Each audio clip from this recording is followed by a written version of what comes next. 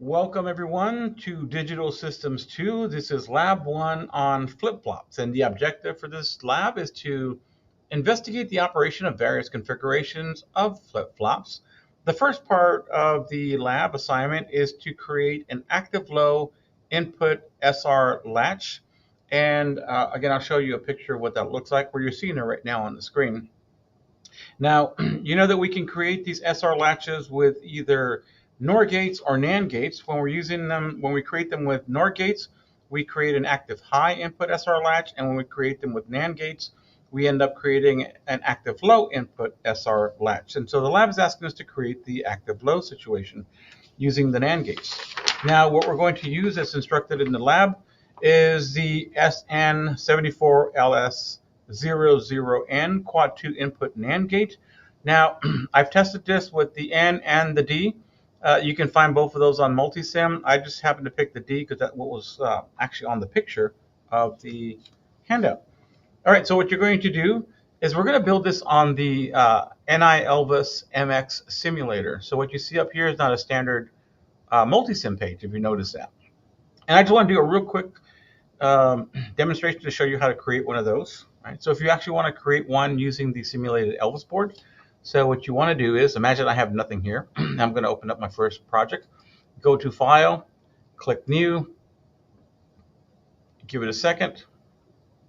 All right, so instead of clicking blank, and we are using the ELVIS II, so go ahead and click on ELVIS II so you get more familiar with the ELVIS II board.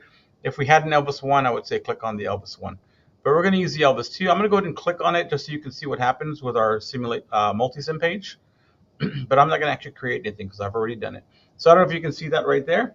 Right, you can see the preview of the ELVIS board design page. I'm going to go ahead and cancel that because I've already started one.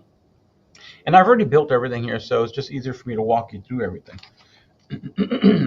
So what you see here to the left of the board is just an image. So I grabbed an image from the data sheet for the 7400 series quad 2 NAND gate. And yeah, I just put that up there for your reference so you can see what's happening within that chip. What's inside this chip here relates to what's inside that MultiSim chip there. So notice that I'm going to go ahead and zoom in just a little bit. If I can do just one increment at a time. Okay. Now you can see inside that chip from the data sheet, so we got inputs 1 and 2 feeding into a NAND gate, the output coming from pin 3. We got inputs 4 and 5 feeding into a second NAND gate and the output going through pin 6.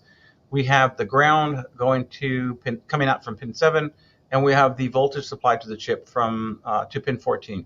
Notice we also have 2 other NAND gates, which we are not going to use in today's lab. We only need these 2. And you could have used any 2, but we're using these 2. And if you want to follow, right, the VCC, if you can see my mouse here, VCC, if you follow my mouse, I'm actually connecting that to where you would actually find the power on the ELVIS board. And so I'm taking that all the way down here, and I believe this is pin 48. So we got 45, 46, 47, 48, yep. And then 49, you'll notice is ground for our power supply. So I'm actually connecting the ground to pin 7. And then now we're actually ready to put digital inputs and outputs to our chip. So if you look at our chip 1A, 1B, that's the input of the first NAND gate, where the output of the first NAND gate is 1Y. And then we have 2A and 2B, which are the inputs, and 2Y is its output, right? And what you see right here, this is just another image that I copy and pasted onto the screen so you can see it, is what the circuit looks like that we're building. You can use individual gates, or you can use a chip like this to build your circuit. So the next thing I want to do is actually follow all the tracings of the circuit. So you're going to see it matches what this actual individual gate description looks like right here. So I'm going to go and zoom in to that U7 chip. So let me just do that. Okay. Now you can see that. Okay. And so we are using the digital input output of the ELVIS board. We're using pin 0 and pin 1. And pin 0 is going to be the input if you follow it to 1A. And so that's going to be equivalent to the S input, right? And then DIO pin 1, if you follow that, that is going to be the input to the second NAND gate, which is going to be equivalent to pin R. Now, if we notice on our image that the output of R actually feeds the second input of the top one, or the one labeled S, and the output of this first one with the S is actually going to feed the second input of the R. And I'm going to show you how that looks like right here. Hopefully this is a much better view so you can follow along and build your circuit other than the picture you have on the handout. So let's go ahead and start off with what the output of the first circuit looks like. So we have S being inputted, that's pin 0. We have the output that's going to come back to the input of the second one. So let's look at that one. So we got 1A, and so 1Y is the output of this first circuit. If we follow 1Y, if you can follow my mouse, it goes all the way like that, right? And I'm measuring what's out there on the reader. And so the reader is going to DIO8, so it's going to be a reader, and we're going to be reading what is on the output of that NAND gate. But I'm also tying it back. If you follow the mouse, and hopefully my mouse is steady, it is going to 2B, right? So the output, 1Y, is actually feeding 2B, just the way we have there on the diagram. And let's look at 2Y. 2Y, I'm going to go ahead and follow it like that, like that, like that. Right, and notice that 2Y goes all the way up to pin 9. And so pin 9, or DIO 9, is what's going to be, we're going to read on the reader launcher, the meter.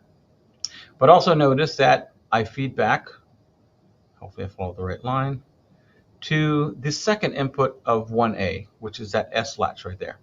And so that is just showing you that these outputs are cross-connected. The output goes to the input of this, and over here the output of this one goes to the input of that one.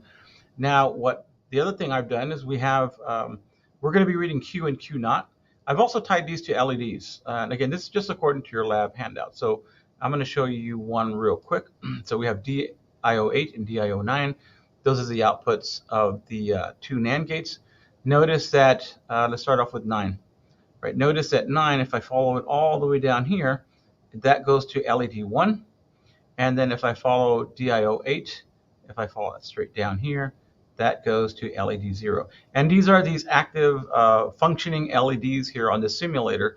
We're going to see LED 0 and LED 1 light up as our outputs for Q, right? And that's going to match what we have on our truth table for an active low SR NAND flip-flop. And so I'm going to go now walk you through what to expect on this lab. Again, as you do it, fill out your lab outputs the same way. You're going to run through the different combinations, 0, 0, 0, 1, 1, 0, 1, 1. Again, that's just a binary progression. And then we have Q line 8. So that's what your lab has on here, but I went ahead and wrote out which LED that actually relates to. So Q is actually related to LED number 1, and Q naught is related to LED 0. Now, line 8 and line 9, that's actually from the reader. So I could actually wire these backwards so I can have LED 8 being LED, line 8 being LED 0 and line 9 being LED 1. I'm not going to do that because that's not the way the handout has it. But yeah, so line 8, line 9 is what you're going to see on your reader. And I'll pull up the reader in a second. LED 1, LED 0 are related to Q and Q naught. And so when we have, for an active low NAND flip-flop, just an SR flip-flop, active low SR flip-flop, the invalid condition is going to be when you have the set and the reset. So when we have S and R both equal to 0, the inputs are 0. And so what's going to happen there is that you're going to have a 1 on Q and you're going to have a 1 on Q naught. Remember, Q and Q naught from lecture, from theory, they have to be opposite. So, and this is going to give us an invalid memory condition, and this is going to cause a glitch because they're both trying to be high and they're both trying to feed the input of the previous circuit. So, but I'm going to show you how that works, and it works well on a simulation, but it's unpredictable in real life. But if we toggle through the binary numbers, 0, 0, and then we toggle the 1, the reset to 1, so we go 0, 1, what we should see is Q being 1 and Q naught being 0. Now, because this is an active low, Q will only be 1 when the set, or S, is 0, because it's an active low. An active low will give me a high on Q. An active high will give me a 0 on Q because this is an active low. And so again, 0, 0, invalid condition. 0, 1 gives me 1, 0 on the output. So Q is equal to 1, Q naught is equal to 0. The condition of S being 1, R being 0 gives me Q equals 0 and Q naught equal 1. And then when we have the condition of 1, 1, this is like a no condition. Nothing changes when we have this. All that happens, it maintains the previous conditions for Q and Q naught. So if you're looking at a timing diagram, and the timing diagram has a condition where S is 1 and R is 1, and they just happen to overlap, it's not going to toggle anything with the latch. It's just going to maintain whatever it was before. And in this case, what it was before was 0, 1. And so it just stays 0, 1 for this case. So again, now that we see what to expect on the lab, let me scroll up and just enough so you can see everything. Okay, and all I want you to see now is as I control the reader and the writer. Now, the reader and the writer are right up here. You see these little icons, looks like a little pencil. That's your digital writer. And then your reader, the thing that looks like the little glasses, that's your reader. Now, you can also put these in there manually. If you go to this little NI ELVIS MX instrument launcher, you click on here. You can actually open up a reader and open up a writer and then connect them. But they did it for you, so you don't have to do that. The minute you hook these things up to the reader and writer, the simulator actually puts those for you. So let's go ahead and open up our writer.